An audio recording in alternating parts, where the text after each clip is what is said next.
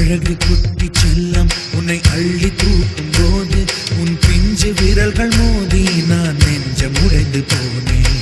ஆளை கடத்தி போகும் உன் கண்ண குழியின் சிரிப்பில் விரும்பி மாட்டிக்கொண்டு